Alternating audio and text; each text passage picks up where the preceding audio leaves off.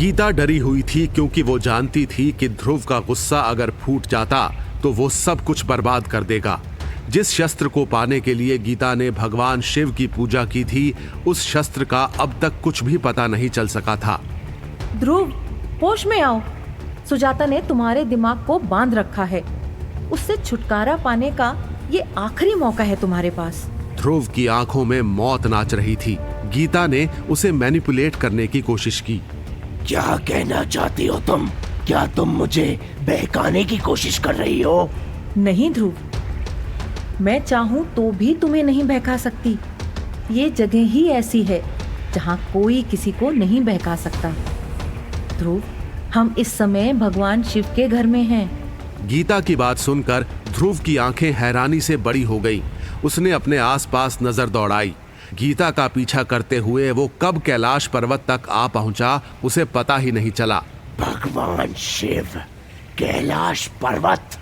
हाँ ध्रुव, भगवान शिव रक्षक और मनुष्य दोनों के पालनहार हैं। हम यहाँ खून नहीं बहा सकते, युद्ध नहीं कर सकते। इसका मतलब समझते हो ध्रुव? ध्रुव अब भी सोच में डूबा हुआ था। बुरी शक्ति का कैलाश पर्वत पर होना एक नामुमकिन घटना थी। क्या यहाँ मेरा होना संभव है? क्या भगवान शिव मुझे देख रहे हैं? ध्रुव अब गीता को पहचानने लगा था। उसकी दैत्य शक्तियां इस समय कमजोर थीं। गीता ने इस बात का फायदा उठाना चाहा। भगवान शिव यहीं हमारे सामने बैठे हैं ध्रुव। वे यहीं से तीनों लोगों को देखते हैं। भगवान शिव के चरणों में सर झुकाने वाला हमेशा प्रसन्न रहता है। इस युग में आज तक कोई मनुष्य जीते जी कैलाश पर्वत तक नहीं पहुंचा। गीता की बातों का असर ध्रुव पर हो रहा था। उसी समय एक घटना और घटी।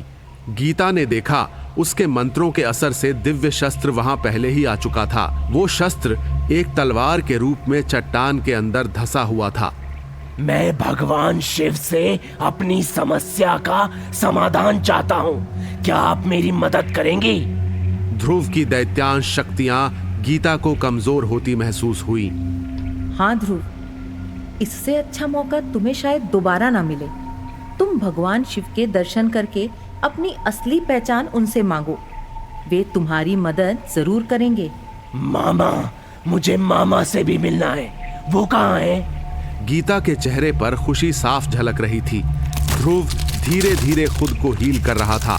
उसके सिर के सींग वापस चले गए, नुकीले दांत भी नॉर्मल हो गए और उसका भयानक चेहरा भी इंसानों की तरह हो गया। अब गीता के सामने ये मुश्किल आ गई थी कि वो ध्रुव को दिव्य शस्त्र से खत्म करे या नहीं। उसे ध्रुव में एक मासूम बच्चा नजर आने लगा था। मासी, मैं ठीक हो गया मासी। हाँ ध्रुव, तुम ठीक हो गए।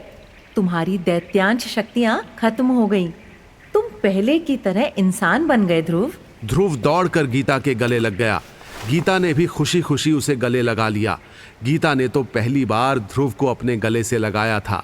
अपने ग्रैंडसन को पाकर वो बहुत खुश थी। और मैं तुम्हारी नहीं, तुम्हारी मम्मा की मासी हूँ। ध्रुव गीता की बात सुनकर मुस्कुराने लगा। लेकिन मुझे तुम्हारे मुंह से मासी सुनना अच्छा लगता है। गीता के चेहरे का एक्सप्रेशन बदल गया था। उसे याद आ रहा था ध्रुव पहले भी ठीक होने के बाद दैत्य बन चुका है। उसका इरादा ध्रुव को दोबारा मौका देने का नहीं था, लेकिन धोखा देना भी गीता की फितरत नहीं थी। दूसरी ओर सुजाता ध्रुव को अपनी जगह न पाकर डर गई। उसे यह सब कुछ गीता के किसी बहुत बड़े प्लान का हिस्सा लगा। ध्रुव को अपनी बातों में फंसाने की एक और गलती नहीं करनी चाहिए थी तुम्हें गीता। मैं आ रही हूँ तुम्हें और तुम्हारे मकसद को अपने रास्ते से हटाने के लिए। सुजाता धीरे धीरे अपनी शक्तियां फिर जगाने लगी थी। हनुमान चालीसा का असर उस पर से खत्म होता जा रहा था। उसका आधा जला शरीर साड़ी के पल्लू से फिर दिखाई देने लगा था। सुजाता जितनी पावरफुल होती उतनी ही डरावनी दिखाई देती। हम मेरी शक्तियों का प्रकोप देखो तुम। मेरी शक्तियों का अंदाजा आज तुम्हें हो जाएगा गीता। सुजाता ने इतना कहा और अपनी काली शक्तियों की मदद से दूसरी आत्माओं को आवाज दी।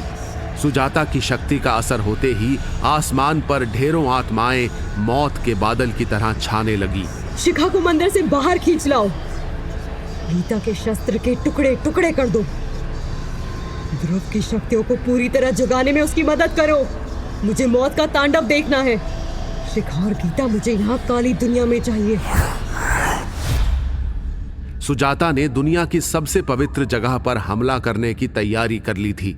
इसके लिए उसने न सिर्फ अपनी शक्तियां बढ़ा ली थी, बल्कि अब वो ध्रुव को भी उसकी पूरी शक्तियां दिलाने वाली थी। केदारनाथ में अपने एक पैर पर खड़ी भगवान शिव की पूजा कर रही शिखा को किसी बड़े हादसे का आभास हुआ। उसे मंदिर के बाहर लोगों के चीखने और चिल्लाने का शोर सुनाई दिया। ये शोर कैसा है? वहां हलचल बहुत ज्यादा बढ़ चुकी थी।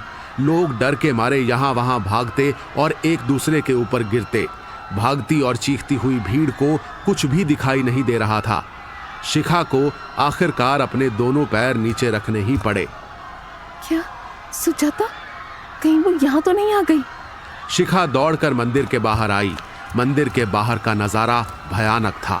लोग एक दूसरे को धक्का देते हुए, उन्हें गिराते और उनके ऊपर चढ़ते हुए भाग रहे थे। देखते ही देखते रास्ता भक्तों के खून से और लाशों से पटने लगा था। ये कैसी शक्ति है?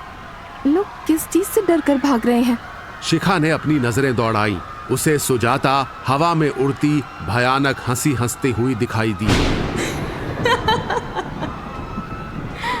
बाहर आओ शिखा, मैं तुम्हें चुनौती देती हूँ, वरना यहाँ हर एक भक्तों की मौत का जिम्मेदार तुम होगी। शिखा समझ गई सुजाता ने मौत का ये तांडव उसे मंदिर के बाहर निकालने के लिए किया है। वो लोगों की जान बचाने के लिए मंदिर के बाहर आ गई। सुजाता बस करो ये सब। और कितने निर्दोष लोगों की जान लोगे तुम? गीता से कहो वो ध्रुव को अपनी बातों में ना उलझाए। उसे मेरे हवाले कर दो, वरना यहाँ मैं सब कुछ बर्बाद कर दूंगी। तुम्हें ऐसा कुछ करने की जरूरत नहीं है सुजाता। भगवान शिव की नगरी में आकर तो डरो। क्यों उनके गुस्से का शिकार होना चाहती हो तुम? भगवान शिव मेरे भी हैं। अगर उन्हें तुम्हारी चाल मंजूर होती तो मैं शायद यहाँ नहीं होती। इसलिए बेकार की बातों में समय न गवाओ, गीता को रोको। सुजाता ने सभी शिव भक्तों को बंदी बना लिया था। शिखा के सामने कोई रास्ता नहीं था सिवाय इसके कि वो गीता मासी को रुकने के लिए कहती। दूसरी ओर गीता के सामने वो दिव्य शस्त्र दिखाई दे रहा था जिसकी बात शिखा की मां ने गीता से की थी।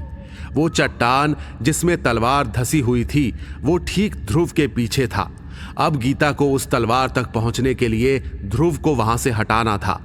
भगवान शिव कहाँ हैं? मुझे उनके दर्शन करने हैं। गीता को मौका मिल चुका था। वो अब ध्रुव को अपने और तलवार के रास्ते से हटा सकती थी। भगवान शिव के दर्शन खुली आंखों से नहीं, बंद आंखों से होते हैं बेटे। अपनी आंखें बंद करो, भगवान शिव तुम्हें दिखाई देंगे। क्या सच में मासी? हाँ। ध्रुव ने ध्यान लगाया। जैसे ही ध्रुव ने अपनी आंखें बंद की, शिखा का मैसेज उसे मिला। मासी, क्या आप मुझे सुन सकती हैं? गीता ने शिखा की घबराई हुई आवाज सुनी। उसके पास बस एक पल था सोचने को। एक तरफ शिखा का मैसेज था तो दूसरी तरफ ध्रुव का अंत। ध्रुव कभी भी अपनी आंखें खोल सकता था। गीता ने सोचने में समय नहीं गवाया, जिसने शिखा की आवाज को अनदेखा कर दिया। चट्टान की दरार से तलवार निकालकर उसने ध्रुव को निशाना बनाया। उसी समय ध्रुव को खतरा महसूस हुआ, लेकिन तब तक बहुत देर हो चुकी थी। गीता ने दिव्य शस्त्र ध्रुव के पेट के आर पार कर दिया था। ध्रुव की आंखों में खून उतर आया था। तलवार उसके पेट को चीरकर पीठ की ओर से बाहर निकल आई थी। मुझे माफ कर देना बेटे, मेरे पास दूसरा रास्ता नहीं था। तुम्हारी शक्तियां भयानक रूप से बढ़ रही थी। ऐसे में तुम्हें खत्म करना जरूरी हो गया था। ये धोखा है। मैं आपके इस हमले के लिए तैयार नहीं था। आपने मुझे धोखा दिया है, मेरे विश्वास का गलत फायदा उठाया है। गीता ने ध्रुव के पेट से तलवार बाहर खींच ली थी। तुम्हारी तबाही को रोकने के लिए ये जरूरी था ध्रुव। एक दैत्य को धोखा देना पाप नहीं, बल्कि मैंने पूरी मानवता पर एक एहसान किया है। मैं कब से इस लम्हे का इंतजार कर रही थी। तुम्हें कमजोर करना मेरा मकसद था। ध्रुव दर्द से तड़प रहा था। वो लड़खड़ाते हुए नीचे गिर गया। माँ, माँ, तुम कहाँ हो? शिखा की आंखों में आंसू थे। सुजाता को अब भी इस बात का अंदाजा नहीं था कि ध्रुव के साथ क्या हो चुका है। शिखा को रोते हुए देखकर उसकी आंखें हैरानी से बड़ी हो गईं। क्या हुआ ध्रुव को? वो कहाँ है? शिखा दर्द में थी। वो इस समय किसी के भी सवाल का जवाब देने की पोजीशन में नहीं थी। ध्रुव कहाँ है शिखा? तुमने गीता को रोका या नहीं? ध्रुव को कुछ नहीं होना चाहिए शिखा, वरना मैं पूरे विश्व को जलाकर राख कर दूंगी। सुजाता की आंखें आग की तरह जल रही थीं। शिखा जानती थी कि अगर सुजाता को ध्रुव की मौत का पता चला तो वो सचमुच सब कुछ जला देगी, वैसे ही जैसे बरसों पहले उसने खुद को आग के हवाले करके जला लिया था। ध्रुव कहाँ है शिखा? गीता ने उसके साथ क्या किया? शिखा ने कोई जवाब नहीं दिया, लेकिन वो फूट फूट कर रोती हुई अपने घुटनों पर बैठ गई।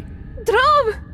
शिखा को चीखते हुए देखकर सुजाता को यह समझते देर नहीं लगी कि ध्रुव के साथ अनहोनी हो चुकी है। तभी शिखा की हालत देखकर सुजाता जोर जोर से हंसने लगी। उसके हंसने की आवाज सुनकर शिखा ने उसकी ओर देखा। सुजाता गायब हो चुकी थी। वहां अब सिर्फ ध्रुव खड़ा हंस रहा था। ध्रुव, तुम यहाँ?